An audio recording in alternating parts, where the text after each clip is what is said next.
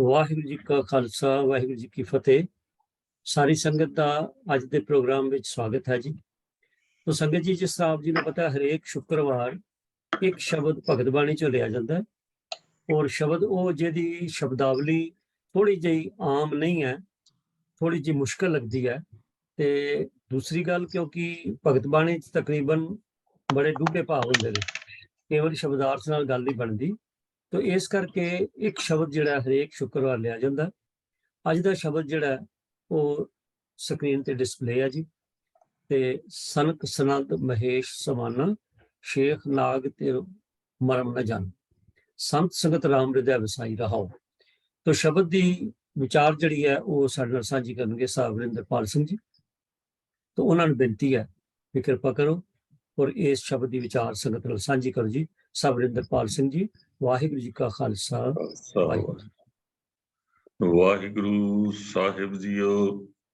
एक ओंकार सतनाम करता पुरख निरभउ निर्वैर अकाल मूरत अजूनी सैभं गुर प्रसाद।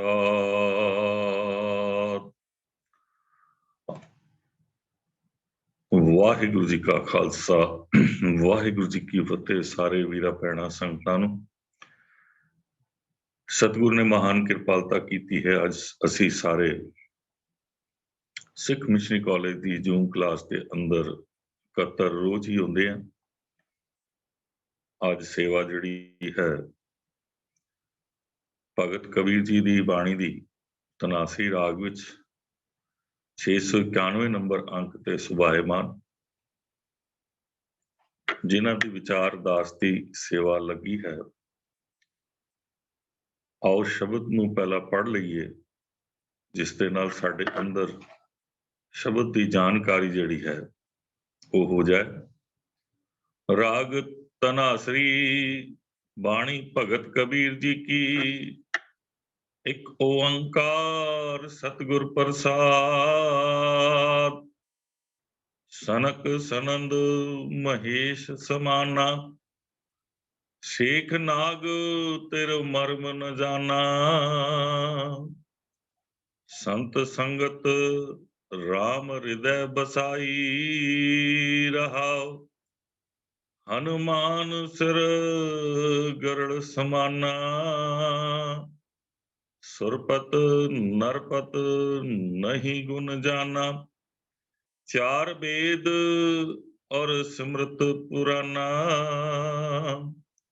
कमलापत कवला नहीं जाना, कह कबीर सो भरमै नाही।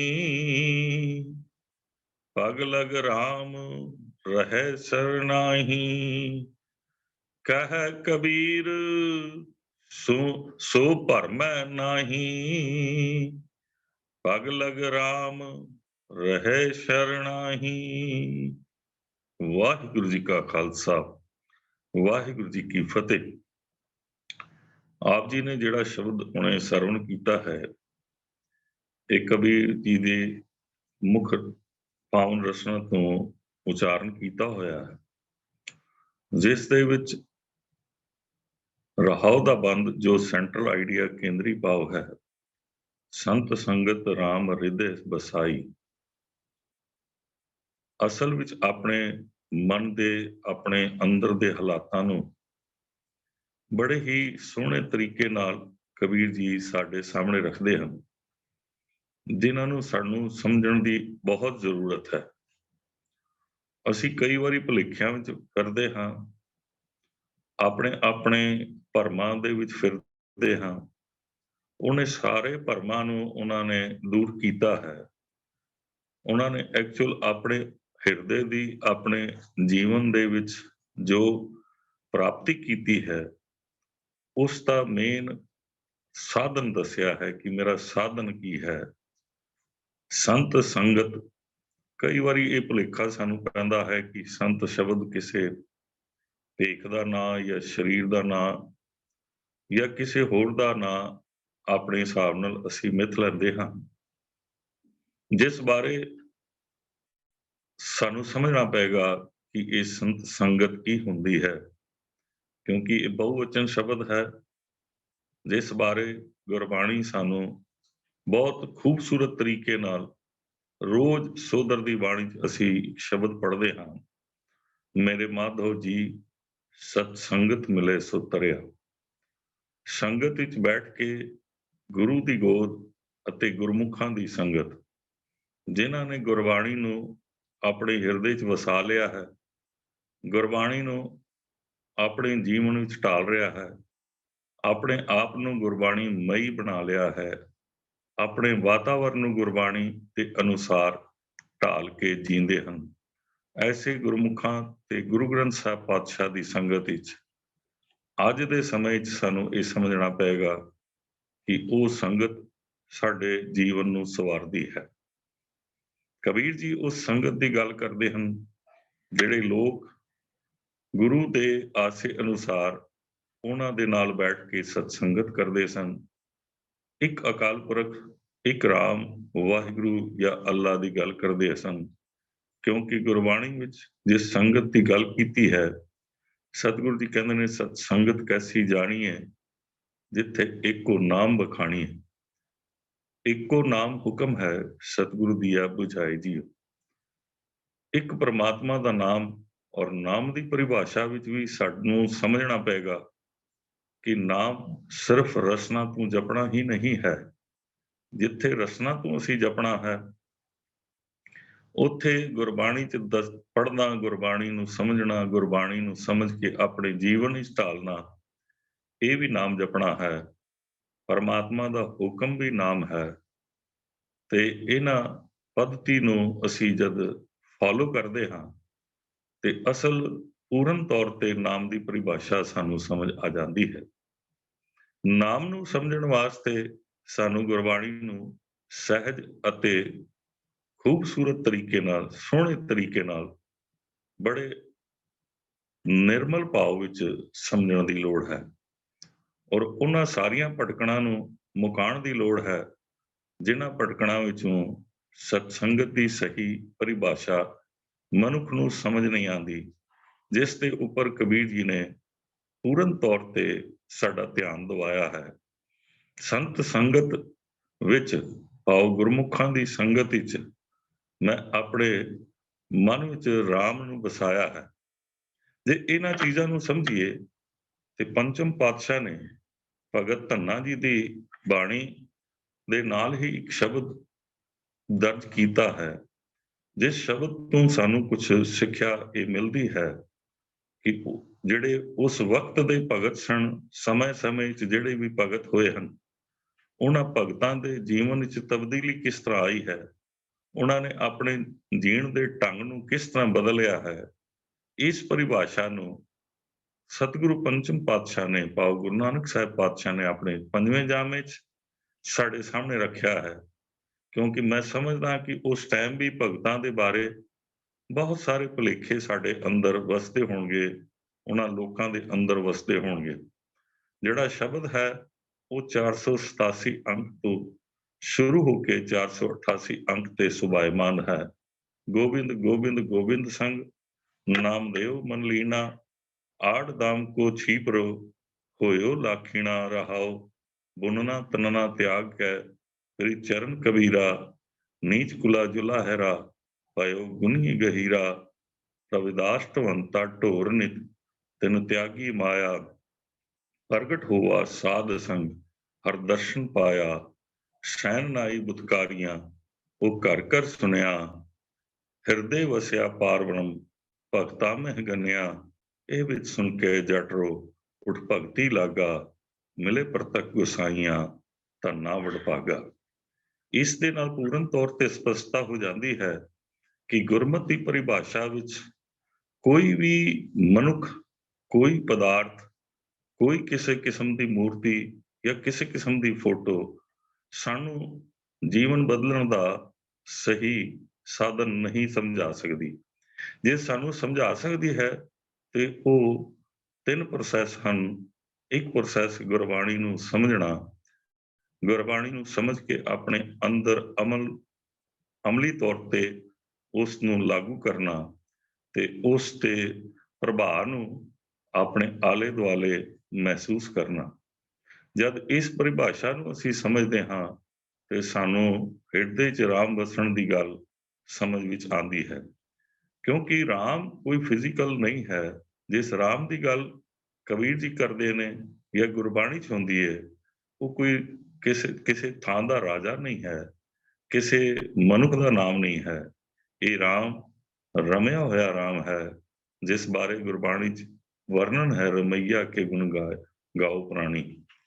ਰਮੇ ਹੋਏ ਰਾਮ ਦੀ ਗੱਲ ਹੈ, ਜਿਹੜਾ ਘਟ 'ਚ ਵਸਦਾ ਹੈ, ਜਿਸ ਬਾਰੇ ਗੁਰੂ ਨਾਨਕ ਸਾਹਿਬ ਪਾਤਸ਼ਾਹ ਇਹ ਉਪਦੇਸ਼ ਕਰਦੇ ਨੇ, ਸਭ ਮਹਿ ਜੋਤ ਜੋਤ ਹੈ ਸੋਏ, ਤਿਸ ਦੇ ਚਾਨਣ ਸਭ ਮਹਿ ਚਾਨਣ ਹੋਏ। ਜਦ ਗੁਰਮੁਖ ਜਨ ਸਤਸੰਗੀ ਸੰਗਤ ਕਰਨ ਵਾਲੇ ਇਸ ਪਰਿਭਾਸ਼ਾ ਨੂੰ ਸਮਝਦੇ ਹਨ ਕਿ ਸਭੇ ਕਟ ਰਾਮ ਬੋਲੇ, ਰਾਮਾ ਬੋਲੇ, ਰਾਮ ਬਿਨਾ ਕੋ ਬੋਲੇ ਰੇ, ਤੇ ਉਹਨਾਂ ਦੇ ਆਪਣੇ ਜੀਣ ਦੇ ਢੰਗ ਵਿੱਚ ਤਬਦੀਲੀ ਆ ਜਾਂਦੀ ਹੈ। ਉਹ ਜੀਣ ਦਾ ਤਰੀਕਾ ਸਿੱਖ ਜਾਂਦੇ ਹਨ। ਜਿਸ ਤਰੀਕੇ ਬਾਰੇ ਕਬੀਰ ਜੀ ਖੂਬਸੂਰਤ ਤਰੀਕੇ ਨਾਲ ਸਾਡੇ ਸਾਹਮਣੇ ਰੱਖਦੇ ਹਨ ਕਿ ਸੰਤ ਸੰਗਤ ਰਾਮ ਹਿਰਦੇ ਵਸਾਈ। ਹੁਣ ਇਹਨਾਂ ਚੀਜ਼ਾਂ ਨੂੰ ਤਦ ਹੀ ਅਸੀਂ ਸਮਝ ਪਾਵਾਂਗੇ ਜਦ ਅਸੀਂ ਗੁਰੂ ਪਾਤਸ਼ਾਹ ਦੀ ਬਾਣੀ ਅਤੇ ਭਗਤਾਂ ਦੀ ਬਾਣੀ ਨੂੰ ਇੱਕ ਓੰਕਾਰ ਸਤਿਗੁਰ ਪ੍ਰਸਾਦ ਦੀ ਪਰਿਭਾਸ਼ਾ ਵਿੱਚ ਸਮਝਣ ਦੀ ਕੋਸ਼ਿਸ਼ ਕਰਾਂਗੇ। ਮੈਂ ਇਹ ਸਮਝਦਾ ਹਾਂ, ਔਰ ਸਾਰਿਆਂ ਨੂੰ ਇਹ ਸ਼ਾਇਦ ਸਮਝਣਾ ਵੀ ਚਾਹੀਦਾ, ਕਿ ਜੋ ਇੱਕ ਓੰਕਾਰ ਸਤਿਗੁਰ ਪ੍ਰਸਾਦ ਗੁਰਬਾਣੀ ਦੇ ਪਹਿਲਾਂ ਦਰਜ ਕੀਤਾ ਗਿਆ ਹੈ, ਇਹ ਗੁਰੂ ਗ੍ਰੰਥ ਸਾਹਿਬ ਵਿੱਚ 522 ਵਾਰ ਭਗਤਾਂ ਦੀ ਬਾਣੀ, ਗੁਰੂ ਵਿਅਕਤੀਆਂ ਦੀ ਬਾਣੀ ਅਤੇ ਜੋ ਵੀ ਬਾਣੀ ਸ਼ੁਰੂਆਤ ਹੁੰਦੀ ਹੈ, ਉਸ ਭੁਲੇਖੇ ਨੂੰ ਦੂਰ ਕਰਨ ਵਾਸਤੇ ਪੰਜਵੇਂ ਜਾਮੇ 'ਚ ਗੁਰੂ ਸਤਿਗੁਰੂ ਪੰਚਮ ਪਾਤਸ਼ਾਹ ਨੇ ਦਰਜ ਕੀਤਾ ਹੋਏਗਾ, ਜਿਸ ਵਿੱਚ ਸਾਡੀ ਇਹ ਸਮਝ ਪਰਮਾਨੈਂਟ ਸੈਂਟਰਲਾਈਜ਼ ਹੋ ਜਾਏ, ਕੇਂਦਰਿਤ ਹੋ ਜਾਏ ਕਿ ਇੱਕ ਓੰਕਾਰ ਸਤਿਗੁਰ ਪ੍ਰਸਾਦ ਦੀ ਪਰਿਭਾਸ਼ਾ ਵਿੱਚ ਪੂਰੀ ਬਾਣੀ ਹੈ, ਜਿਸ ਵਿੱਚ ਇਹ ਸਮਝਾਇਆ ਗਿਆ ਹੈ ਰੱਬ ਇੱਕ ਹੈ, ਉਸ ਦੇ ਵਰਗਾ ਕੋਈ ਨਹੀਂ, ਉਸ ਦੀ ਹਰ ਜਗ੍ਹਾ ਮੌਜੂਦਗੀ ਹੈ, ਹਰ ਜਗ੍ਹਾ ਉਹ ਪੂਰਨ ਤੌਰ ਤੇ ਉਹਦਾ ਪ੍ਰਕਰਮ ਚੱਲ ਰਿਹਾ ਹੈ, ਪੂਰਨ ਤੌਰ ਤੇ ਉਹ ਸਥਾਪਿਤ ਹੈ।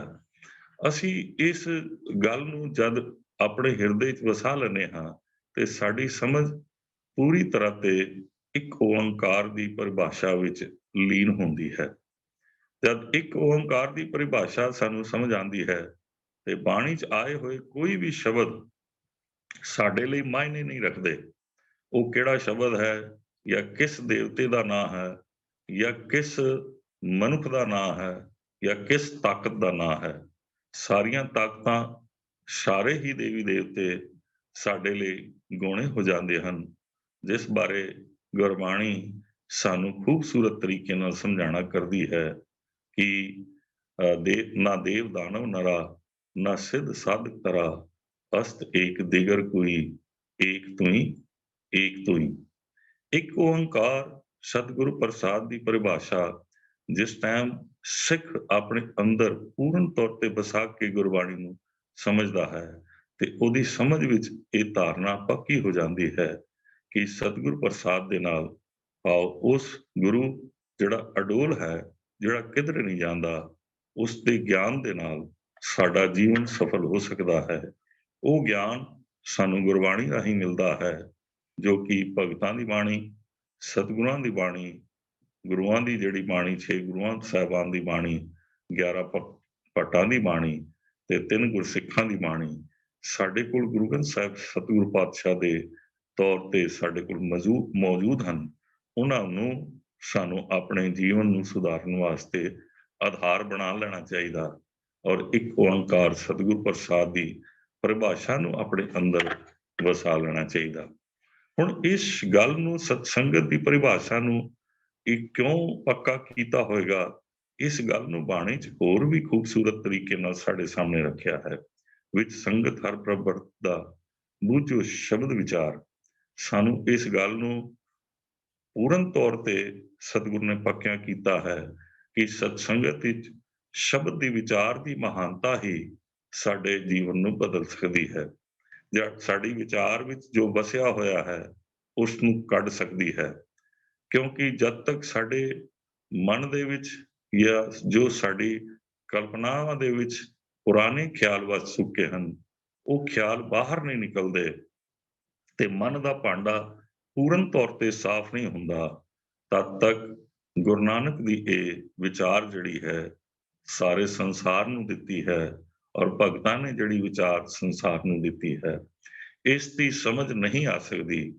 ਉਹ ਇਸ ਤਰ੍ਹਾਂ ਹੋਏਗਾ ਜਿਸ ਤਰ੍ਹਾਂ ਇੱਕ ਭਾਂਡੇ ਵਿੱਚ ਪਹਿਲਾਂ ਪਾਣੀ ਪਿਆ ਹੋਵੇ ਤੇ ਉਸ ਦੇ ਵਿੱਚ ਅਸੀਂ ਦੁੱਧ ਪਾਈ ਜਾਈਏ, ਉਹ ਨਾ ਦੁੱਧ ਰਹੇਗਾ ਨਾ ਹੀ ਪਾਣੀ ਰਹੇਗਾ, ਉਹ ਇੱਕ ਵੱਖਰੇ ਕਿਸਮ ਦਾ ਕਾਂਜੀ ਜੀ ਬਣ ਜਾਏਗੀ ਜੋ ਕਿਸੇ ਦੇ ਕੰਮ, ਕਿਸੇ ਦੇ ਅਰਥ ਨਹੀਂ ਆ ਸਕਦੀ।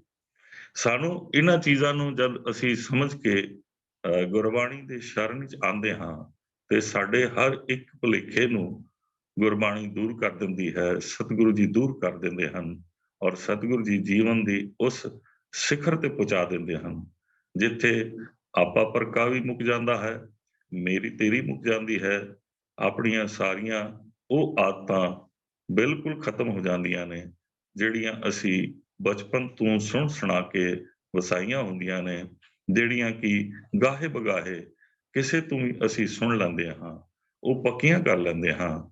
ਅਸੀਂ ਜਿਸ ਦਿਨ ਪੜ੍ਹਨ ਦੀ ਵਿਚਾਰ ਵਿੱਚ ਜਾਂਦੇ ਹਾਂ, ਸਮਝਣ ਦੀ ਵਿਚਾਰ ਵੱਲ ਤੁਰਦੇ ਹਾਂ, ਸਮਝ ਕੇ ਜੀਵਨ ਨੂੰ ਉਸ ਦੇ ਆਧਾਰ ਤੇ ਤੋਰਨ ਦੇ ਤਲ ਤੇ ਤੁਰਦੇ ਹਾਂ ਤੇ ਸਾਡਾ ਇਹ ਜੀਵਨ ਗੁਰਬਾਣੀਮਈ ਹੋਣਾ ਸ਼ੁਰੂ ਹੋ ਜਾਂਦਾ ਹੈ। ਕਬੀਰ ਜੀ ਦੀ ਸਤਸੰਗਤ ਦੀ ਪਰਿਭਾਸ਼ਾ ਵਿੱਚ ਨੂੰ ਉਸ ਤਲ, ਉਸ ਖੂਬਸੂਰਤ ਸਵਰਗ ਦੀ ਤਾਹੀਂ ਮੰਨਦੇ ਹਨ ਜਿਸ ਸਵਰਗ ਦੀ ਕਲਪਨਾ ਦੁਨੀਆ ਦੇ ਲੋਕ ਸਮਝਦੇ ਹੋਣਗੇ ਕਿ ਮਰਨ ਤੋਂ ਬਾਅਦ ਮਿਲਦੀ ਹੈ। ਉਸ ਸਵਰਗ ਨੂੰ ਕਬੀਰ ਜੀ ਜਾਂ ਗੁਰੂ ਸਾਹਿਬਾਨ, ਗੁਰੂ ਗ੍ਰੰਥ ਸਾਹਿਬ ਪਾਤਸ਼ਾਹ ਇਸੇ ਸੰਸਾਰ ਵਿੱਚ ਉਸ ਸਵਰਗ ਦੀ, ਉਸ ਚੀਜ਼ਾਂ ਦੀ ਕਲਪਨਾਵਾਂ ਨੂੰ ਦੂਰ ਕਰਕੇ ਇੱਕ ਖੂਬਸੂਰਤ ਸਵਰਗ ਨੂੰ ਸਾਡੇ ਸਾਹਮਣੇ ਰੱਖਦੇ ਨੇ। ਸਤਿਗੁਰੂ ਜੀ ਕਹਿੰਦੇ ਨੇ ਤਹਾਂ ਬੈਕੁੰਠ ਜਹ ਕੀਰਤਨ ਤੇਰਾ, ਜਿੱਥੇ ਤੇਰੀ ਕੀਰਤੀ ਗਾਈ ਜਾਏ, ਜਿੱਥੇ ਤੇਰੀ ਵਿਚਾਰ ਸਮਝੀ ਜਾਏ ਔਰ ਵਿਚਾਰ ਨੂੰ ਸਮਝ ਕੇ ਜੀਵਨ ਦੇ ਢੰਗ ਨੂੰ ਬਦਲਿਆ ਜਾਏ, ਆਪਣੀਆਂ ਆਤਮਾਂ ਬਦਲੀਆਂ ਜਾਣ। ਕਦੀ ਇਹ ਨਹੀਂ ਹੋ ਸਕਦਾ ਕਿ ਕਿਸੇ ਮਨੁੱਖ ਨੇ ਗਲਤੀਆਂ ਨਾ ਕੀਤੀਆਂ ਹੋਣ। ਸੰਸਾਰ ਵਿੱਚ ਹਰ ਇੱਕ ਬਾਰੇ ਸਤਿਗੁਰੂ ਜੀ ਕਹਿੰਦੇ ਨੇ ਭੁੱਲਣ ਅੰਦਰ ਸਭ ਕੋ ਅਭੁੱਲ ਗੁਰੂ ਕਰਤਾਰ। ਸਾਨੂੰ ਕਿਸੇ ਦੇ ਪ੍ਰਤੀ ਵੀ ਖਿਆਲ ਆਪਣੇ ਤਬਦੀਲ ਕਰ ਲੈਣੇ ਚਾਹੀਦੇ। ਹੋ ਸਕਦਾ ਅੱਜ ਤੋਂ 5 ਸਾਲ 10 ਸਾਲ ਪਹਿਲੇ ਕੋਈ ਮਨੁੱਖ ਮਾੜਾ ਹੋਵੇ, ਉਸ ਮਾੜੇ ਮਨੁੱਖ ਦੇ ਵਿੱਚ ਜਦ ਗੁਰਬਾਣੀ ਦਾ ਅਸਰ ਆ ਗਿਆ ਜਾਏ ਤੇ ਉਹ ਆਪਣੇ ਆਪ ਨੂੰ ਬਦਲ ਲਵੇ ਤੇ ਸਾਨੂੰ ਉਸ ਦੇ ਪ੍ਰਤੀ ਜੋ ਵਿਚਾਰ ਬਣਾਏ ਹੁੰਦੇ ਨੇ ਬਦਲ ਲੈਣੇ ਚਾਹੀਦੇ। ਇਸ ਦੇ ਪ੍ਰਮਾਣ ਨੂੰ ਜੇ ਸਮਝੀਏ ਤੇ ਗੁਰੂ ਨਾਨਕ ਸਾਹਿਬ ਦੇ ਨਾਲ ਸੱਜਣ ਠੱਗ ਦੀ ਵਿਚਾਰ ਹੁੰਦੀ ਹੈ, ਉਹ ਇੱਕ ਕਾਤਲ ਹੈ, ਉਹ ਲੋਕਾਂ ਨੂੰ ਠੱਗਦਾ ਹੈ। ਭਾਵੇਂ ਲੋਕਾਂ ਲਈ ਉਹ ਦੂਰੋਂ ਦੇਖਣ ਲਈ ਬੱਗੇ ਵਕਣ ਚਿੱਟਾ ਹੈ, ਲੇਕਿਨ ਜਦ ਉਸ ਨੂੰ ਆਪਣੇ ਅੰਦਰ ਦੀ ਗੱਲ ਸਮਝ ਆ ਜਾਂਦੀ ਹੈ ਤੇ ਉਸ ਗੱਲ ਨੂੰ ਸਮਝਣ ਤੋਂ ਬਾਅਦ ਉਹ ਆਪਣੇ ਆਪ ਨੂੰ ਬਦਲ ਲੈਂਦਾ ਹੈ। ਸੰਸਾਰ ਦੇ ਲੋਕਾਂ ਨੇ ਇਹ ਸਾਡੇ ਸਾਰਿਆਂ ਦੇ ਸਾਹਮਣੇ ਗੱਲ ਰੱਖੀ ਹੈ ਔਰ ਪ੍ਰਚਲਿਤ ਸੀ ਕਿ 100 ਚੂਹੇ ਖਾ ਕੇ ਬਿੱਲੀ ਹਜ ਨੂੰ ਚਲੀ। ਉਸ ਖਿਆਲ ਨੂੰ ਗੁਰੂ ਨਾਨਕ ਸਾਹਿਬ ਨੇ, ਭਗਤਾਂ ਨੇ, ਹੋਰਨਾਂ ਸਾਰੇ ਵਿਚਾਰਵਾਨਾਂ ਨੇ ਜੋ ਗੁਰੂ ਗ੍ਰੰਥ ਸਾਹਿਬ ਵਿੱਚ ਜਿਨ੍ਹਾਂ ਦੀ ਬਾਣੀ ਹੈ ਉਸ ਨੂੰ ਬਦਲ ਕੇ ਰੱਖ ਦਿੱਤਾ। ਸਾਡੇ ਅੰਦਰ ਅੱਜ ਵੀ ਉਹੀ ਖਿਆਲ ਚੱਲਦੇ ਹਨ। ਅਸੀਂ ਉਹਨਾਂ ਖਿਆਲਾਂ ਵਿੱਚ ਹੀ ਜੀ ਰਹੇ ਹੁੰਦੇ ਹਾਂ ਕਿ ਕੋਈ ਮਨੁੱਖ ਬਦਲ ਨਹੀਂ ਸਕਦਾ। ਉਸ ਖਿਆਲ ਨੂੰ ਗੁਰੂ ਨਾਨਕ ਸਾਹਿਬ ਦੇ 10 ਜਾਮਿਆਂ ਵੱਲ ਧਿਆਨ ਦਈਏ ਤੇ ਗੁਰੂ ਅੰਗਦ ਸਾਹਿਬ ਪਾਤਸ਼ਾਹ ਭਾਈ ਲਹਿਣਾ ਜੀ ਆਪਣਾ 37 ਸਾਲ ਦੀ ਉਮਰ ਵਿੱਚ ਆਪਣੇ ਜੀਵਨ ਦੇ ਢੰਗ ਨੂੰ ਬਦਲਦੇ ਹਨ। ਆਪਣੀਆਂ ਉਹਨਾਂ ਆਦਤਾਂ ਨੂੰ ਡਿਲੀਟ ਕਰ ਦਿੰਦੇ ਨੇ, ਖਤਮ ਕਰ ਦਿੰਦੇ ਨੇ ਜਿਹੜੀਆਂ ਆਦਤਾਂ ਉਹਨਾਂ ਦੇ ਪਿਤਾ ਤੋਂ, ਉਹਨਾਂ ਦੇ ਬਜ਼ੁਰਗਾਂ ਤੋਂ ਤੇ ਗਾਹੇ ਬਗਾਹੇ ਸੁਣਾ ਕੇ ਸਨਾਤਨੀ ਵਿਚਾਰਧਾਰਾ ਤੋਂ, ਅਨੁਮਤੀ ਵਿਚਾਰਧਾਰਾ ਤੋਂ ਉਹਨਾਂ ਨੇ ਲਈਆਂ ਹੁੰਦੀਆਂ ਨੇ। ਇਸੇ ਤਰ੍ਹਾਂ ਬਾਬਾ ਅਮਰਦਾਸ ਜੀ ਆਪਣੇ ਜੀਵਨ ਦੇ ਅੰਦਰ ਉਹ ਤਬਦੀਲੀ ਲਿਆਉਂਦੇ ਨੇ ਜਿਹੜਾ ਕਈ ਸਾਲ 62 ਸਾਲ ਤੱਕ ਉਸ ਨੂੰ ਜੀ ਰਹੇ ਹੁੰਦੇ ਨੇ ਤੇ ਉਸ ਨੂੰ ਬਦਲ ਦਿੰਦੇ ਨੇ। ਸਾਨੂੰ ਇਹ ਸਮਝ ਆ ਜਾਏ ਕਿ ਗੁਰਬਾਣੀ ਸਾਡੇ ਅੰਦਰ ਜਿਸ ਤਬਦੀਲੀ ਨੂੰ ਲਿਆਉਣਾ ਚਾਹਦੀ ਹੈ ਉਸ ਤਬਦੀਲੀ ਨੂੰ ਅਸੀਂ ਕਬੂਲ ਲਈਏ ਤੇ ਉਸ ਦੀ ਪ੍ਰਵਾਨਗੀ, ਉਸ ਦੀ ਸਮਝ ਸਤ ਸੰਗਤ ਵਿੱਚ ਪੈਦਾ ਹੁੰਦੀ ਹੈ। ਆਪ ਸਾਰੇ ਵੀ ਸੰਗਤ ਕਰ ਰਹੇ ਹੋ ਔਰ ਇਸ ਸੰਗਤ ਵਿੱਚ ਗੁਰਬਾਣੀ ਨੂੰ ਸਮਝਣ ਦੀ ਕੋਸ਼ਿਸ਼ ਕਰ ਰਹੇ ਹੋ। ਗੁਰਬਾਣੀ ਨੂੰ ਸਮਝ ਕੇ ਆਪਣੇ ਅੰਦਰ ਤਬਦੀਲੀ ਲਿਆਣਾ ਹੀ ਇੱਕ ਅਸਲ ਸਿੱਖ ਦਾ ਮਕਸਦ ਹੈ, ਗੁਰਮੁਖ ਦਾ ਮਕਸਦ ਹੈ। ਉਹਨਾਂ ਗੁਰਮੁਖਾਂ ਬਾਰੇ ਹੀ ਕਬੀਰ ਜੀ ਸਮਝਾਣਾ ਕਰਦੇ ਨੇ, ਸਤ ਸੰਗਤ ਰਾਮ ਹਿਰਦੇ ਵਸਾਈ। ਮੈਂ ਸਤ ਸੰਗਤ ਵਿੱਚ ਜੁੜ ਕੇ ਆਪਣੇ ਹਿਰਦੇ ਵਿੱਚ ਰਾਮ ਨੂੰ ਖੋਜਿਆ ਹੈ। ਉਹ ਜਿਹੜਾ ਅੰਦਰ ਬਸਿਆ ਹੈ ਉਸ ਨੂੰ ਸਮਝ ਲਿਆ ਹੈ, ਉਸ ਨਾਲ ਮੇਰੀ ਸੰਗਤ ਸ਼ੁਰੂ ਹੋ ਗਈ ਹੈ। ਬਾਹਰ ਦੀ ਸੰਗਤ ਅੰਦਰ ਦੀ ਮਨ ਤੇ ਆਤਮਾ ਦੀ ਸੰਗਤ ਨੂੰ ਮਜ਼ਬੂਤ ਕਰਦੀ ਹੈ, ਪਰਮਾਨੈਂਟ ਕਰਦੀ ਹੈ। ਜਦ ਉਸ ਦੀ ਮਜ਼ਬੂਤੀ ਮਨ ਨੂੰ ਅਡੋਲਤਾ ਵਿੱਚ ਲਿਆ ਦਿੰਦੀ ਹੈ ਤੇ ਅਡੋਲ ਮਨ ਗੁਰਬਾਣੀ ਚ ਲੀਨ ਹੋਇਆ ਹੁੰਦਾ ਹੈ ਔਰ ਲੀਨ ਮਨ ਨੂੰ ਇਹ ਸਮਝ ਆ ਜਾਂਦੀ ਹੈ। ਜੋ ਪਹਿਲੇ ਬੰਦ ਦੇ ਅੰਦਰ ਕਬੀਰ ਜੀ ਸਾਨੂੰ ਸਮਝਾਉਣਾ ਚਾਹੁੰਦੇ ਹਨ ਕਿ ਭਾਈ ਮੈਂ ਉਹਨਾਂ ਤੋਂ ਸੰਗਤ ਜਾਂ ਉਹਨਾਂ ਤੋਂ ਰਾਮ ਦੀ ਸਮਝ ਨਹੀਂ ਪਾਈ। ਜਿਹੜੇ ਲੋਕ ਆਪਣੇ ਆਪ ਨੂੰ ਕਹਿੰਦੇ ਕਹਾਉਂਦੇ ਜਾਂ ਜਿਨ੍ਹਾਂ ਨੂੰ ਲੋਕ ਕਹਿੰਦੇ ਕਹਾਉਂਦੇ ਆਪਣੇ ਆਪ ਨੂੰ ਵਿਦਵਾਨ ਸਮਝਦੇ ਸਨ, ਉਹਨਾਂ ਵਿਦਵਾਨਾਂ ਤੋਂ ਜਾਂ ਉਹਨਾਂ ਗ੍ਰੰਥਾਂ ਤੋਂ ਜਾਂ ਉਹਨਾਂ ਲੋਕਾਂ ਤੋਂ ਮੈਨੂੰ ਇਹ ਸਮਝ ਨਹੀਂ ਆਈ ਜਿਸ ਦਾ ਜ਼ਿਕਰ ਕਬੀਰ ਜੀ ਨੇ ਬਖੂਬਸੂਰਤ ਤਰੀਕੇ ਨਾਲ ਸਾਡੇ ਸਾਹਮਣੇ ਪਹਿਲੇ ਬੰਦ ਵਿੱਚ ਰੱਖਿਆ ਹੈ। ਸਨਕ ਸਨੰਦ ਮਹੇਸ਼ ਸਮਾਨਾ, ਸੇਖ ਨਾਗ ਤੇਰੋ ਮਰਮ ਨਾ ਜਾਣਾ। ਸਨਕ ਸਨੰਦ ਇਹ ਬ੍ਰਹਮਾ ਜੀ ਦੇ 4 ਪੁੱਤਰ ਮੰਨੇ ਜਾਂਦੇ ਹਨ, ਜਿਨ੍ਹਾਂ ਪੁੱਤਰਾਂ ਦੇ ਨੇ ਮੰਨਿਆ ਜਾਂਦਾ ਹੈ ਕਿ ਧਾਰਮਿਕ ਗ੍ਰੰਥ ਉਹਨਾਂ ਦੇ ਲਿਖੇ ਹਨ ਔਰ ਉਹਨਾਂ ਗ੍ਰੰਥਾਂ ਦੇ ਵਿੱਚ ਬਹੁਤ ਸਾਰਾ ਉਸ ਪ੍ਰਮਾਤਮਾ ਦੇ ਮਾਰਗ ਤੇ ਤੁਰਨ ਦਾ ਸਾਧਨ ਦਿੱਤਾ ਹੈ, ਜਿਨ੍ਹਾਂ ਦੇ ਨਾਂ ਹਨ ਸਨਕ, ਸਨੰਦ, ਸਨਾਤਨ, ਸਨਤ ਕੁਮਾਰ। ਇਹਨਾਂ 4 ਨੂੰ ਬ੍ਰਹਮਾ ਜੀ ਦਾ ਪੁੱਤਰ ਮੰਨਿਆ ਜਾਂਦਾ ਹੈ। ਇਹ ਭਾਵੇਂ ਕਿ ਧਾਰਮਿਕ ਅਨਮਤੀ ਧਾਰਮਿਕ ਗ੍ਰੰਥਾਂ ਦੀ ਕਿਤਾਬਾਂ ਵਿੱਚ ਅਨਮਤੀ ਮਿਥੋਲੋਜੀ ਮੰਨਿਆ ਜਾਂਦਾ ਹੈ, ਮਨਮਤੀ ਤੌਰ ਤੇ ਕਾਲਪਨਿਕ ਤੌਰ ਤੇ ਸਾਖੀਆਂ ਸਮਝੀਆਂ ਜਾਂਦੀਆਂ ਹਨ, ਲੇਕਿਨ ਇਹਨਾਂ ਨੂੰ ਬਾਰ-ਬਾਰ ਸੁਣ ਕੇ ਹਜ਼ਾਰਾਂ ਸਾਲ ਤੋਂ ਜਦ ਇਹਨਾਂ ਨੂੰ ਸੁਣਿਆ ਗਿਆ ਤੇ ਲੋਕਾਂ ਨੇ ਇਹਨਾਂ ਨੂੰ ਸੱਚਾ ਸਮਝ ਲਿਆ।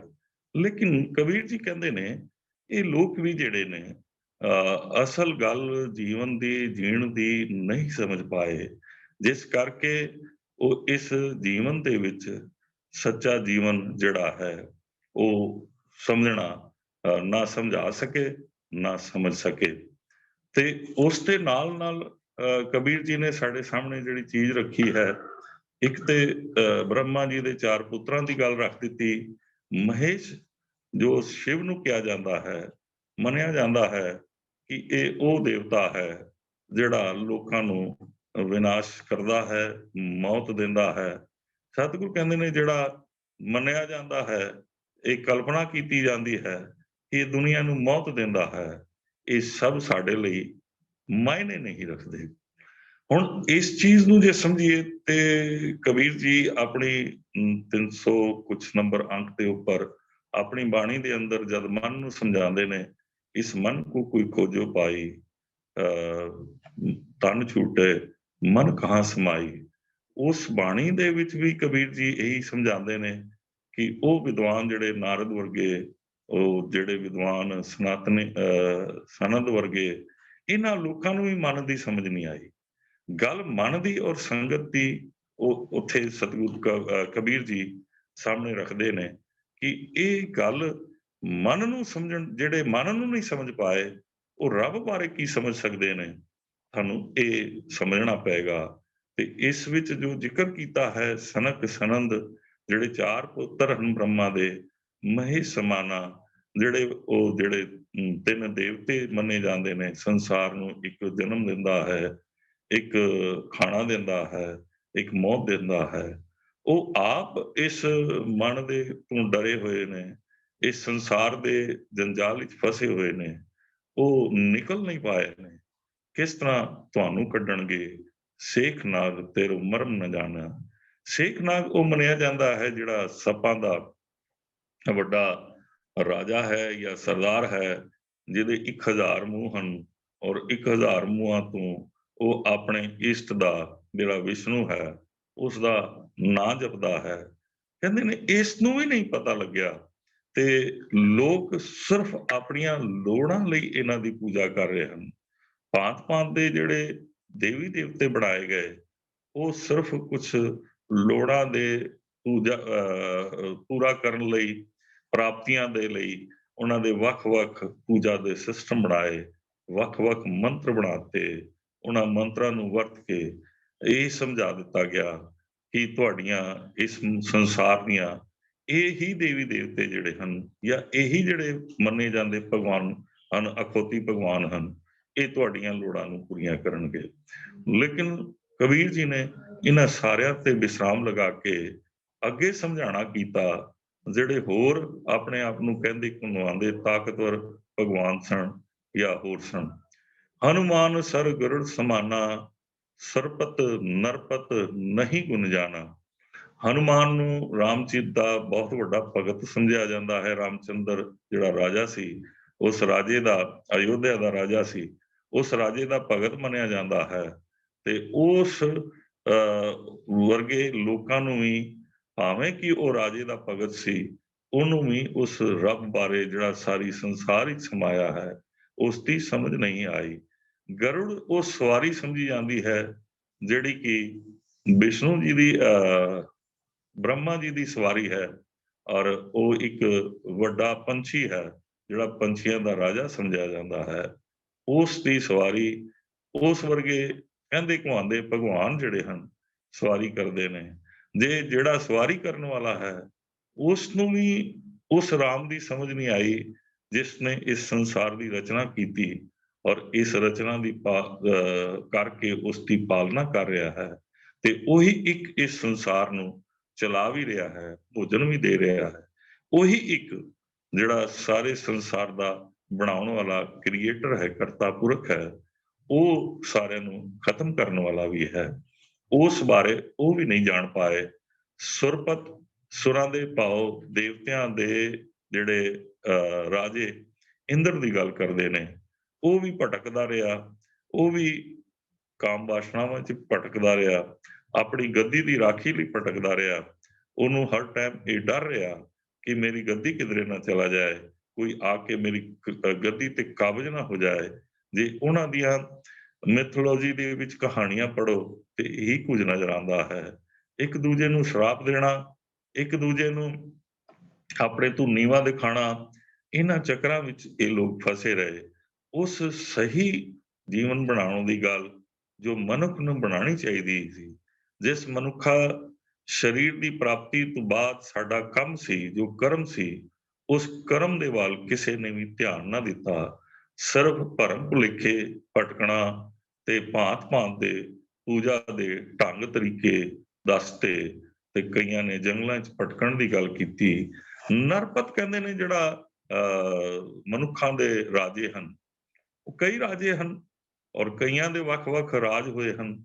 ਉਹਨਾਂ ਨੂੰ ਇਸ ਦੇ ਬਾਰੇ ਉਹ ਵੀ ਸਿਰਫ ਜ਼ਮੀਨ ਦੀ ਲੜਾਈ ਵਿੱਚ ਰਹੇ, ਧਨ ਦੀ ਲੜਾਈ 'ਚ ਰਹੇ ਤੇ ਆਪਣੀਆਂ ਤਾਕਤਾਂ ਨੂੰ ਵਧਾਉਣ ਦੀ ਲੜਾਈ ਵਿੱਚ ਰੁੱਝੇ ਰਹੇ। ਉਹਨਾਂ ਨੇ ਵੀ ਅਸਲ ਸਮਾਜ ਨੂੰ ਸਿਰਜਣ ਵਾਸਤੇ, ਸਮਾਜ ਵਿੱਚ ਜੋ ਰੱਬ ਜੀ ਦੇ ਹੁਕਮ ਦਾ ਵਰਤਾਰਾ ਸਮਝਾਉਣਾ ਸੀ ਲੋਕਾਂ ਨੂੰ, ਇੱਕ ਨਿਯਮ ਜਿਹੜਾ ਰੱਬੀ ਸਿਸਟਮ ਦਾ ਸੀ, ਉਸ ਨੂੰ ਜੀਣ ਦਾ ਉਹਨਾਂ ਨੇ ਵੀ ਢੰਗ ਨਾ ਆਪਣੇ ਤੇ ਲਾਗੂ ਕੀਤਾ ਤੇ ਨਾ ਹੀ ਲੋਕਾਂ ਨੂੰ ਉਸ ਤੇ ਢੰਗ ਵਿੱਚ ਜੀਣ ਦਾ ਕੋਈ ਤਰੀਕਾ ਦੱਸਿਆ। ਹੁਣ ਇਹਨਾਂ ਵਿੱਚ ਇਹਨਾਂ ਸਾਰਿਆਂ ਦਾ ਜ਼ਿਕਰ ਇਹਨਾਂ ਗ੍ਰੰਥਾਂ ਵਿੱਚ ਹੈ। 4 ਵੇਦ ਔਰ ਸਿਮਰਤ ਪੁਰਾਣਾ। 4 ਵੇਦ ਹਨ, 18 ਜਿਹੜੇ ਹਨ ਪੁਰਾਣ ਹਨ, ਹੋਰ ਸਿਮਰਤੀਆਂ 3 ਕਿਸਮ ਦੀਆਂ ਨੇ, ਉਹਨਾਂ ਦੇ ਵੀ ਕਈ ਗ੍ਰੰਥ ਹਨ। ਇਹ ਸਾਰੇ ਮਿਲਾ ਕੇ 108 ਹੁੰਦੇ ਨੇ, ਜਿਹੜੇ ਆਪਣੇ ਨਾਲ ਸ਼੍ਰੀ 108 ਲਾਉਂਦੇ ਨੇ। ਉਹ ਇਹ ਮੰਨਿਆ ਜਾਂਦਾ ਹੈ ਇਹਨਾਂ 108 ਮਿਥਿਹਾਸਕ ਗ੍ਰੰਥਾਂ ਦੇ, ਅਨੁਮਤੀ ਗ੍ਰੰਥਾਂ ਦੇ ਪੜ੍ਹਨ ਵਾਲੇ ਹਨ, ਸਮਝਣ ਵਾਲੇ ਹਨ, ਉਹਨਾਂ ਨੂੰ ਪੂਜਣ ਯੋਗ ਸਾਰੇ ਸਮਝਦੇ ਨੇ। ਕਬੀਰ ਜੀ ਕਹਿੰਦੇ ਨੇ ਇਹ ਲੋਕ ਵੀ ਜਿਹੜੇ ਆਪਣੇ ਨਾਲ ਸ਼੍ਰੀ 108 ਲਗਾ ਲੈਂਦੇ ਨੇ, ਇਹਨਾਂ ਨੇ ਉਹ ਗ੍ਰੰਥ ਤਾਂ ਪੜ੍ਹ ਲਏ ਨੇ, ਉਹਨਾਂ ਨੇ ਉਹ ਕਰਮ ਕਾਂਡ ਪੜ੍ਹ ਲਏ ਨੇ, ਉਹਨਾਂ ਭੁਲੇਖਿਆਂ 'ਚ ਉਹ ਭਟਕ ਵੀ ਰਹੇ ਨੇ, ਲੋਕਾਂ ਨੂੰ ਵੀ ਭਟਕਾ ਰਹੇ ਨੇ। ਉਹਨਾਂ ਨੇ ਵੀ ਆਪਣੇ ਜੀਵਨ ਦੇ ਵਿੱਚ ਜੀਣ ਦੇ ਢੰਗ ਵਿੱਚ ਉਹ ਤਬਦੀਲੀ ਨਹੀਂ ਲਿਆਂਦੀ, ਜਿਹੜੀ ਅਸਲ ਵਿੱਚ ਸਾਡੇ ਅੰਦਰ ਤਬਦੀਲੀ ਆਉਣੀ ਚਾਹੀਦੀ ਸੀ। ਤੇ ਸਾਡੀ ਤਬਦੀਲੀ ਦੇ ਨਾਲ ਸਾਡੇ ਸਮਾਜ ਦੇ ਵਿੱਚ, ਸਾਡੇ ਪਰਿਵਾਰ ਵਿੱਚ, ਸਾਡੇ ਬੱਚਿਆਂ ਦੇ ਵਿੱਚ, ਸਾਡੇ ਸਾਰੇ ਮਨੁੱਖਤਾ ਦੇ ਵਿੱਚ ਆਣੇ ਸਨ, ਉਹ ਨਹੀਂ ਆ ਪਾਏ। ਕਮਲਾਪਤ ਕਵਲਾ ਨਹੀਂ ਜਾਣਾ। ਕਮਲਾਪਤ ਕਹਿੰਦੇ ਹਨ ਜਿਹੜਾ ਪਤੀ ਲక్ష్ਮੀ ਦਾ ਪਤੀ ਵਿਸ਼ਨੂੰ, ਉਸ ਨੂੰ ਵੀ ਜੋ ਸ਼ੇਸ਼ਨਾਗ ਦੇ ਮੂੰਹ ਵਿੱਚ ਬੈਠਾ, ਸ਼ੇਖਨਾਗ ਦਾ ਅਸੀਂ ਜ਼ਿਕਰ ਵੀ ਕਰ ਲਿਆ ਹੈ, ਇਹ ਮੰਨਿਆ ਜਾਂਦਾ ਉਹਦੇ ਮੂੰਹ ਵਿੱਚ ਉਹਦਾ ਵਿਸ਼ਰਾਮ ਹੈ ਤੇ ਉਹ ਉਹਦੇ 1000 ਮੂੰਹ ਹਨ। ਉਹ ਜਿਹੜਾ ਇੰਨੇ ਖਤਰਨਾਕ ਸੱਪ ਦੇ ਮੂੰਹ ਵਿੱਚ ਬੈਠਾ, ਉਹ ਸੱਪਾਂ ਨੂੰ ਤੇ ਕਾਬੂ ਕਰ ਸਕਦਾ ਹੈ, ਕੋਈ ਹਾਥੀ ਨੂੰ ਕੋਈ ਕਾਬੂ ਕਰ ਸਕਦਾ ਹੈ, ਕੋਈ ਹਵਾ ਨੂੰ ਕਾਬੂ ਕਰ ਸਕਦਾ ਹੈ, ਕੋਈ ਸਿਲੰਡਰ ਵਿੱਚ ਅੱਗ ਨੂੰ ਪਾ ਕੇ ਵਰਤ ਸਕਦਾ ਹੈ, ਲੇਕਿਨ ਰੱਬ ਜੀ ਦੇ ਉਸ ਸਾਰੇ ਸਿਸਟਮ ਨੂੰ ਜਾਂ ਰੱਬ ਜੀ ਦੇ ਹੁਕਮ ਨੂੰ ਜਾਂ ਰੱਬ ਜੀ ਦੇ ਗੁਣਾਂ ਨੂੰ ਧਾਰਨ ਕਰਨ ਦਾ ਕੋਈ ਵੀ ਢੰਗ ਕੋਈ ਨਹੀਂ ਦੱਸਦਾ। ਸਿਰਫ ਸ਼ਕਤੀਆਂ ਦੀ ਤੇ ਤਾਕਤਾਂ ਦੀ ਗੱਲ ਸਾਰੇ ਕਰਦੇ ਹਨ। ਜੋ ਅਸਲ ਨਿਰਮਲ ਜੀਵਨ ਦੀ ਗੱਲ ਸੀ, ਮਨੁੱਖਤਾ ਦੇ ਅੰਦਰ ਨਿਭ ਕੇ ਤੁਰਨ ਦੀ ਗੱਲ ਸੀ, ਮਿਠਤ ਨੀ ਵੀ ਨਾਨਕਾ ਦੀ ਗੱਲ ਸੀ। ਇਹਨਾਂ ਚੀਜ਼ਾਂ ਨੂੰ ਭਗਤ ਬਾਣੀ ਵਿੱਚ, ਗੁਰੂ ਸਾਹਿਬਾਨ ਦੀ ਬਾਣੀ 'ਚ ਬਾਖੂਬਸੂਰਤ ਤਰੀਕੇ ਨੂੰ ਮਨੁੱਖ ਨੂੰ ਸਮਝਾ ਕੇ ਉਸ ਨੂੰ ਜੀਵਨ ਦਾ ਅਸਲ ਤੱਤ ਤੇ ਢੰਗ ਦਿੱਤਾ ਹੈ, ਜਿਸ ਬਾਰੇ ਕਬੀਰ ਜੀ ਨੇ ਬੜੇ ਖੂਬਸੂਰਤ ਤਰੀਕੇ ਨਾਲ, ਬੜੇ ਹੀ ਸੋਹਣੇ ਔਰ ਬੜੇ ਪਿਆਰੇ ਤਰੀਕੇ ਨਾਲ, ਬੜੇ ਹੀ ਇਸ ਢੰਗ ਨੂੰ ਵਰਤਿਆ ਹੈ, ਜਿਸ ਦੇ ਵਿੱਚ ਮਨੁੱਖ ਦੇ ਹਿਰਦੇ ਤੇ ਸੱਟ ਵਜੇ ਤੇ ਮਨੁੱਖ ਦੇ ਗਗਨ ਦਮਾਮਾ ਜਿਹੜਾ ਹੈ ਉਹ ਪਰਿਓ ਨਿਸ਼ਾਨੇ ਕਾਓ ਵੱਲ, ਅਸਲ ਗੱਲ ਵੱਲ ਤੁਰ ਪਵੇ, ਉਸ ਦੇ ਆਤਮਕ ਗਗਨ ਵਿੱਚ ਸ਼ਬਦ ਦੀ ਚੋਟ ਦੇ ਨਾਲ ਜੀਵਨ ਦਾ ਢੰਗ ਬਦਲ ਸਕੇ। ਅਖੀਰ ਵਿੱਚ ਕਬੀਰ ਜੀ ਬੜਾ ਖੂਬਸੂਰਤ ਢੰਗ ਤੱਤ ਦੀ ਗੱਲ ਸਾਡੇ ਸਾਹਮਣੇ ਰੱਖਦੇ ਨੇ, ਨਿਚੋੜ ਦੀ ਗੱਲ ਸਾਡੇ ਸਾਹਮਣੇ ਰੱਖਦੇ ਨੇ। ਕਹਿ ਕਬੀਰ ਸੋ ਭਰਮੈ ਨਾਹੀਂ। ਕੌਣ ਭਟਕਦਾ ਨਹੀਂ ਹੈ? ਉਹ ਭਟਕਦਾ ਨਹੀਂ ਹੈ ਜਿਹੜਾ ਸ਼ਬਦ ਗੁਰੂ ਦੇ ਲੜ ਲੱਗ ਕੇ, ਸਤ ਸੰਗਤ ਵਿੱਚ ਬੈਠ ਕੇ, ਉਹਨਾਂ ਗੁਰਮੁਖਾਂ ਦੀ ਸੰਗਤ ਵਿੱਚ ਬੈਠ ਕੇ, ਜਿਨ੍ਹਾਂ ਕੋਲ ਬ੍ਰਹਮ ਦਾ ਗਿਆਨ ਹੈ, ਰੱਬੀ ਗਿਆਨ ਹੈ, ਜੀਵਨ ਦਾ ਢੰਗ ਜਿਹੜਾ ਹੈ ਉਹ ਰੱਬੀ ਗਿਆਨ ਵਿੱਚ ਦੇ ਪ੍ਰਵਾਹ ਵਿੱਚ ਤੁਰ ਰਿਹਾ ਹੈ, ਉਸ ਦੇ ਹੁਕਮ ਵਿੱਚ ਤੁਰ ਰਿਹਾ ਹੈ। ਕਿਉਂਕਿ ਸਿੱਖ ਦਾ ਜੇ ਸ਼ੁਰੂਆਤ ਸਮਝੀਏ ਜਪ ਬਾਣੀ ਵਿੱਚ, ਪਰਮਾਤਮਾ ਦੀ ਰਜ਼ਾ ਵਿੱਚ ਤੁਰਨ ਦਾ, ਹੁਕਮ ਵਿੱਚ ਤੁਰਨ ਦਾ ਹੀ ਸਾਡੇ ਸਾਹਮਣੇ ਸਚਿਆਰੇ ਹੋਣ ਦਾ ਕਨਸੈਪਟ ਰੱਖਿਆ ਹੈ। ਸਤਿਗੁਰੂ ਜੀ ਨੇ ਸਮਝਾਇਆ ਹੈ, ਕਿਵ ਸਚਿਆਰਾ ਹੋਈਏ, ਕਿਵ ਕੂੜੇ ਟੁੱਟੇ ਪਾਲ, ਹੁਕਮ ਰਜਾਈ ਚੱਲਣਾ, ਨਾਨਕ ਲਿਖਿਆ ਨਾਲ। ਜਦ ਇਹਨਾਂ ਗੱਲਾਂ ਨੂੰ ਅਸੀਂ ਕਬੀਰ ਜੀ ਦੇ ਬਾਣੀ, ਗੁਰੂ ਗ੍ਰੰਥ ਸਾਹਿਬ ਜੀ ਦੀ ਬਾਣੀ, ਸਮੂਹ ਬਾਣੀ ਨੂੰ ਸਹਿਜ ਔਰ ਖੂਬਸੂਰਤ ਤਰੀਕੇ ਨਾਲ ਪੜ੍ਹ ਕੇ ਠੰਡੇ ਔਰ ਸੀਤਲ ਮਨ ਦੇ ਨਾਲ ਅਸੀਂ ਸਮਝਣ ਦੀ ਕੋਸ਼ਿਸ਼ ਕਰਾਂਗੇ ਤੇ ਸਾਡਾ ਜੀਵਨ ਜ਼ਰੂਰ ਬਦਲੇਗਾ, ਜੀਣ ਦਾ ਢੰਗ ਵੀ ਬਦਲੇਗਾ ਔਰ ਸਾਡੀ ਆਪਣਾ ਵਾਤਾਵਰਨ ਹੋਰ ਖੂਬਸੂਰਤ ਬਣਾ ਸਕਾਂਗੇ। ਜਿਸ ਆਰਟੀਫੀਸ਼ੀਅਲ ਖੁਸ਼ਬੂਆਂ ਨਾਲ ਆਪਣਾ ਵਾਤਾਵਰਨ ਅਸੀਂ ਖੁਸ਼ਬੂਦਾਰ ਬਣਾਉਣਾ ਚਾਹੁੰਦੇ ਹਾਂ, ਉਹ ਅਸੀਂ ਰੱਬੀ ਗਿਆਨ ਦੇ ਨਾਲ ਆ ਵਾਤਾਵਰਨ ਨੂੰ ਖੁਸ਼ਬੂਦਾਰ ਬਣਾ ਸਕਦੇ ਹਾਂ, ਜਿਸ ਖੁਸ਼ਬੂ ਵਿੱਚ ਆ ਕੇ ਦੁਨੀਆ ਦੇ ਲੋਕ ਵੀ ਆਨੰਦ ਲੈ ਸਕਦੇ ਨੇ। ਅਸੀਂ ਆਪਣਾ ਜੀਵਨ ਵੀ ਬਦਲ ਸਕਦੇ ਹਾਂ ਤੇ ਉਸ ਬਾਰੇ ਕਬੀਰ ਜੀ ਕਹਿੰਦੇ ਨੇ, ਸਾਰੀਆਂ ਭਟਕਣਾ ਕਿੱਥੇ ਖਤਮ ਹੁੰਦੀਆਂ ਨੇ? ਉਹ ਹੈ ਸਾਧਨ ਸਤਸੰਗਤ ਦਾ, ਔਰ ਸਤਸੰਗਤ ਵਿੱਚ ਪਰਮਾਤਮਾ ਵਸਦਾ ਹੈ, ਕਿਉਂਕਿ ਪਰਮਾਤਮਾ ਦੀ ਗੱਲ ਉੱਥੇ ਹੁੰਦੀ ਹੈ। ਜਿੱਥੇ ਪਰਮਾਤਮਾ ਦੀ ਗੱਲ ਹੁੰਦੀ ਹੈ, ਉੱਥੇ ਪਰਮਾਤਮਾ ਦਾ ਬਖਸ਼ਿਆ ਹੋਇਆ ਹੁਕਮ ਦਾ ਜਾਚ ਤੇ ਜੀਵਨ ਮਿਲਦਾ ਹੈ। ਜਦ ਜੀਵਨ ਮਿਲਦਾ ਹੈ ਤੇ ਜੀਣ ਦਾ ਖੂਬਸੂਰਤ ਢੰਗ ਸਾਡਾ ਬਣ ਜਾਂਦਾ ਹੈ। ਅਸੀਂ ਆਪਣਾ ਜੀਵਨ ਜਿਸ ਲਈ ਪ੍ਰਾਪਤ ਕੀਤਾ ਹੈ, ਜਿਸ ਬਾਰੇ ਪੰਚਮ ਪਾਤਸ਼ਾਹ ਸਾਨੂੰ ਬਾਰ-ਬਾਰ ਸੋਦਰ ਦੀ ਬਾਣੀ, ਸਾਡੇ ਗੁਰਮੁਖਾਂ ਨੇ, ਗੁਰੂ ਸਾਹਿਬਾਨ ਨੇ ਬਾਣੀ ਪੜ੍ਹਨ ਦਾ ਉਪਦੇਸ਼ ਦਿੱਤਾ ਹੈ, ਉਸ ਦੇ ਵਿੱਚ ਬਾਰ-ਬਾਰ ਇਸੇ ਕਰਕੇ ਸੰਧਿਆ ਦੀ ਬਾਣੀ 'ਚ ਅਸੀਂ ਪੜ੍ਹਦੇ ਹਾਂ, ਭਾਈ ਪ੍ਰਾਪਤ ਮਾਨੁਖ ਦੇ ਹੋਰੀਆ, ਗੋਬਿੰਦ ਮਿਲਣ ਕੀ ਇਹ ਤੇਰੀ ਬਰੀਆ, ਅਵਰ ਕਾਜ ਤੇਰੇ ਕਿਤੇ ਨ ਕਾਮ, ਮਿਲ ਸਾਧ ਸੰਗਤ ਭਜ ਕੇਵਲ ਨਾਮ।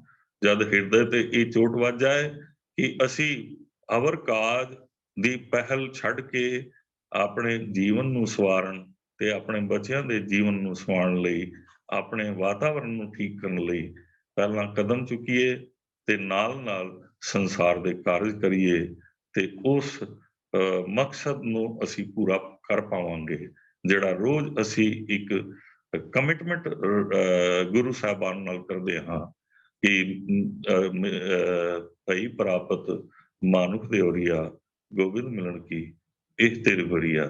ਇਸ ਬਾਰੇ ਕਬੀਰ ਜੀ ਨੇ ਅਖੀਰ ਦੇ ਵਿੱਚ ਸਾਡੇ ਸਾਹਮਣੇ ਜੋ ਰੱਖਿਆ ਹੈ ਉਹ ਇਹ ਰੱਖਿਆ ਹੈ, ਕਹਿ ਕਬੀਰ ਸੋ ਭਰਮੇ ਨਾਹੀ, ਪਗ ਲਗ ਰਾਮ ਰਹੇ ਸ਼ਰਨਾਹੀ। ਜਿਹੜੇ ਸੰਗਤ ਦੀ ਸ਼ਰਨ ਵਿੱਚ, ਸੰਗਤ ਦੇ ਵਿਚਾਰਾਂ ਦੇ ਸੰਗਤ ਨੂੰ ਪਾ ਲੈਂਦੇ ਹਨ, ਭਾਵ ਉਹਨਾਂ ਦੇ ਚਰਨਾਂ 'ਚ ਬੈਠ ਜਾਂਦੇ ਹਨ ਤੇ ਗੁਰੂ ਸ਼ਬਦ ਦੇ ਚਰਨ ਆਪਣੇ ਹਿਰਦੇ 'ਚ ਵਸਾ ਕੇ, ਵਿਚਾਰਾਂ ਨੂੰ ਵਸਾ ਕੇ ਉਸ ਰਾਮ ਦੀ ਸ਼ਰਨ ਨੂੰ ਕਬੂਲ ਲੈਂਦੇ ਹਨ ਤੇ ਉਹ ਆਪਣਾ ਜੀਵਨ ਸਫਲ ਕਰ ਲੈਂਦੇ ਹਨ ਔਰ ਜੀਣ ਦੇ ਢੰਗ ਨੂੰ ਬਦਲ ਕੇ ਆਪਣੇ ਇਸ ਖੂਬਸੂਰਤ ਜੀਵਨ ਨੂੰ ਆਪਣੇ ਫਾਇਦੇ ਲਈ, ਸੰਸਾਰ ਦੇ ਫਾਇਦੇ ਲਈ ਤੇ ਮਨੁੱਖਤਾ ਦੇ ਫਾਇਦੇ ਵਿੱਚ ਖੂਬਸੂਰਤ ਤਰੀਕੇ ਨਾਲ ਵਰਤਣ ਦੀ ਜਾ ਸਕਦੇ ਨੇ। ਹੁਣ ਉਹਨਾਂ ਦੀ ਆਦਤ ਕਦੀ ਬਦਲਦੀ ਨਹੀਂ ਹੈ, ਉਹਨਾਂ ਦੀ ਆਦਤ ਕਿਸੇ ਹੋਰ ਦੇ ਸਮਝਾਉਣ ਦੇ ਨਾਲ ਨਹੀਂ ਬਦਲਦੀ ਹੈ, ਉਹਨਾਂ ਦੀ ਆਦਤ ਕਿਉਂਕਿ ਗੁਰਬਾਣੀ ਦੇ ਢੰਗ ਦੇ ਨਾਲ ਬਦਲ ਚੁੱਕੀ ਹੈ, ਉਹਨਾਂ ਨੂੰ ਗੁਰੂ ਦੀ ਗੱਲ ਸਮਝ ਆ ਚੁੱਕੀ ਹੈ, ਗੁਰੂ ਦੀ ਗੱਲ ਦੀ ਸ਼ਬਦ ਦੀ ਚੋਟ ਹਿਰਦੇ 'ਚ ਵੱਜ ਚੁੱਕੀ ਹੈ ਔਰ ਉਹ ਹੁਣ ਕਿਸੇ ਕਿਸਮ ਦੇ ਉਹਨਾਂ ਭਟਕਣਾਵਾਂ ਤੋਂ ਆਪਣੇ ਨੂੰ ਬਚਾ ਲੈਂਦੇ ਹਨ, ਰੋਕ ਲੈਂਦੇ ਹਨ ਔਰ ਉਸ ਨੂੰ ਖੂਬਸੂਰਤ ਜੀਵਨ ਸਜਾਉਣ ਦਾ ਢੰਗ ਗੁਰੂ ਤੋਂ ਸਿੱਖ ਲੈਂਦੇ ਹਨ। ਕਿਉਂਕਿ ਅੱਜ ਇਸ ਦੀ ਘਾਟ ਸਾਰੀ ਮਨੁੱਖਤਾ ਵਿੱਚ ਨਜ਼ਰ ਆ ਰਹੀ ਹੈ, ਜਿਸ ਦੀ ਲੋੜ ਸਾਰੇ ਹਿੰਦੂ ਵੀਰਾਂ ਨੂੰ ਵੀ ਹੈ, ਮੁਸਲਮਾਨ ਵੀਰਾਂ ਨੂੰ ਵੀ ਹੈ, ਕ੍ਰਿਸਚਨ ਵੀਰਾਂ ਨੂੰ ਵੀ ਹੈ, ਭਾਵ ਮੇਰੇ ਕਹਿਣ ਦਾ ਹੈ ਸਾਰੀ ਮਨੁੱਖਤਾ ਨੂੰ ਹੈ। ਉਹ ਚੀਜ਼ ਗੁਰੂ ਸਾਹਿਬਾਨ ਨੇ ਸਾਨੂੰ ਪਰ ਗੁਰਬਾਣੀ ਰਾਹੀਂ ਸਾਡੇ ਹਿਰਦੇ 'ਚ ਵਸਾ ਦਿੱਤੀ ਹੈ ਤੇ ਅਸੀਂ ਜੇ ਆਪਣਾ ਜੀਵਨ ਜੀਣ ਦਾ ਢੰਗ ਸਹੀ ਬਣਾ ਲਾਂਗੇ ਤੇ ਮਨੁੱਖਤਾ ਵਾਸਤੇ ਇੱਕ ਆਦਰਸ਼ ਬਣਾਂਗੇ, ਇੱਕ ਖੂਬਸੂਰਤ ਜੀਵਨ ਜੀਣ ਦਾ ਢੰਗ ਲੋਕਾਂ ਦੇ ਵਾਸਤੇ ਬਣ ਪਾਵਾਂਗੇ, ਸੰਸਾਰ ਦੀ ਭਟਕਣਾ ਨੂੰ ਮੁਕਾ ਪਾਵਾਂਗੇ, ਸੰਸਾਰ ਦੀ ਤ੍ਰਿਸ਼ਨਾ ਦੀ ਅੱਗ ਨੂੰ ਜੋ ਬਲ ਰਹੀ ਹੈ, ਜਿਸ ਨੂੰ ਗੁਰੂ ਨਾਨਕ ਸਾਹਿਬ ਨੇ ਮਹਿਸੂਸ ਕਰਕੇ ਉਦਾਸੀਆਂ ਕੀਤੀਆਂ, ਘਰ ਘਰ ਵਿੱਚ ਗਏ ਔਰ ਉਹਨਾਂ ਦੀ ਅੱਗ ਦੀ ਉਸ ਤ੍ਰਿਸ਼ਨਾ ਦੀ ਅੱਗ ਨੂੰ ਮੁਕਾਇਆ ਔਰ ਤ੍ਰਿਸ਼ਨਾ ਦੀ ਅੱਗ ਨੂੰ ਮੁਕਾ ਕੇ ਇੱਕ ਨਿਰਮਲ ਹਲੀਮੀ ਜੀਵਨ ਦਾ ਢੰਗ ਦੱਸਿਆ, ਹਲੀਮੀ ਜੀਵਨ ਦਾ ਨਿਰਮਲ ਜੀਵਨ ਦੱਸਿਆ। ਉਸ ਨਿਰਮਲ ਜੀਵਨ ਨੂੰ ਜੀਣ ਵਾਸਤੇ ਬਹੁਤ ਜ਼ਰੂਰੀ ਹੈ। ਆਓ ਅਸੀਂ ਗੁਰਬਾਣੀ ਨੂੰ ਬੜੀ ਸਹਿਜ ਔਰ ਸੰਤੋਖੀ ਤਰੀਕੇ ਨਾਲ ਸਮਝਣ ਦੀ ਕੋਸ਼ਿਸ਼ ਕਰੀਏ, ਆਪਣੀਆਂ ਆਦਤਾਂ ਨੂੰ ਬਦਲੀਏ, ਕਿਉਂਕਿ ਛੋਟੀਆਂ-ਛੋਟੀਆਂ ਭੁੱਲਾਂ, ਛੋਟੀਆਂ-ਛੋਟੀਆਂ ਗਲਤੀਆਂ ਸਾਡੀਆਂ ਵੱਡੀਆਂ ਗਲਤੀਆਂ ਬਣ ਜਾਂਦੀਆਂ ਹਨ ਔਰ ਉਹਨਾਂ ਗਲਤੀਆਂ ਨੂੰ ਅਸੀਂ ਗੁਰਬਾਣੀ ਰਾਹੀਂ ਸਮਝਦੇ ਹਾਂ ਤੇ ਉਹਨੂੰ ਪਵਿੱਤਰ ਕਰ ਲੈਂਦੇ ਹਾਂ। ਸਾਡੇ ਅੰਦਰ ਦਾ ਬੁਰੇ ਵਿਚਾਰਾਂ ਦਾ ਝਰਨਾ ਤਦ ਹੀ ਖਤਮ ਹੁੰਦਾ ਹੈ ਜਦ ਕਬੀਰ ਜੀ ਦੀ ਗੱਲ ਨੂੰ ਅਸੀਂ ਸਮਝਦੇ ਹਾਂ ਕਿ ਸਾਡੇ ਜੀਣ ਦੇ ਢੰਗ ਵਿੱਚ ਸਤਸੰਗਤ ਦੀ ਜੋ ਮਹਾਨਤਾ ਹੈ, ਰੱਬ ਵਿੱਚ ਹਿਰਦੇ ਵਿੱਚ ਵਸੇ ਹੋਏ ਰੱਬ, ਸੰਸਾਰ ਵਿੱਚ ਘਟ-ਘਟ ਵਿੱਚ ਵਸੇ ਹੋਏ ਉਸ ਰਾਮ ਦੀ ਗੱਲ ਸਾਡੇ ਸਮਝ ਵਿੱਚ ਆ ਜਾਂਦੀ ਹੈ ਤੇ ਸਾਡਾ ਇਸ ਮਨ ਦੇ ਤਲ ਦੇ ਉੱਪਰ ਨਿਰਮਲ ਗਿਆਨ ਦਾ ਝਰਨਾ, ਚੰਗੇ ਵਿਚਾਰਾਂ ਦਾ ਝਰਨਾ ਔਰ ਖੂਬਸੂਰਤ ਜੀਵਨ ਦੇ ਜੀਣ ਦਾ ਢੰਗ ਉਸ ਝਰਨਿਆਂ ਵਿੱਚੋਂ ਨਿਕਲਣਾ ਸ਼ੁਰੂ ਹੁੰਦਾ ਹੈ, ਜਿਸ ਬਾਰੇ ਸਤਿਗੁਰੂ ਜੀ ਬਾਣੀ ਸਮਝਾਉਂਦੇ ਨੇ, ਚਿਮ-ਚਿਮ ਬਰਸੇ ਅੰਮ੍ਰਿਤ ਧਾਰਾ, ਮਨ ਪੀਵੇ ਸੁਣ ਸ਼ਬਦ ਵਿਚਾਰਾ। ਸੋ ਮੈਂ ਆਪਣੀ ਸਾਰੀ ਵਿਚਾਰ ਨੂੰ ਇੱਥੇ ਹੀ ਵਿਸਰਾਮ ਦਿੰਦਾ ਹਾਂ। ਮੇਰੀ ਬਾਣੀ ਪੜ੍ਹਦਿਆਂ, ਵਿਚਾਰ ਕਰਦਿਆਂ ਅਨੇਕਾਂ ਭੁੱਲਾਂ ਹੋ ਗਈਆਂ ਹੋਣਗੀਆਂ, ਅਣਜਾਣ ਜਾਣ ਕੇ ਖਿਮਾ ਕਰਨੀ। ਆਪ ਸਾਰੇ ਮਿਲ ਕੇ ਅਰਦਾਸ ਕਰਨੀ, ਜਿਸ ਮਿਸ਼ਨ ਦੇ ਨਾਲ ਤੁਹਾਡੇ ਨਾਲ ਅਸੀਂ ਚੱਲ ਕੇ ਜੁੜ ਕੇ ਤੁਰੇ ਹਾਂ, ਉਸ ਮਿਸ਼ਨ ਦੀ ਪ੍ਰਾਪਤੀ ਲਈ ਅਸੀਂ ਆਪਣੇ ਬਾਕੀ ਸਵਾਸਾਂ ਦਾ ਪੂੰਜੀ ਵੀ ਲਾ ਦਈਏ। ਆਓ ਫਤਿਹ ਪ੍ਰਵਾਨ ਕਰੋ। ਵਾਹਿਗੁਰੂ ਜੀ ਕਾ ਖਾਲਸਾ, ਵਾਹਿਗੁਰੂ ਜੀ ਕੀ ਫਤਿਹ।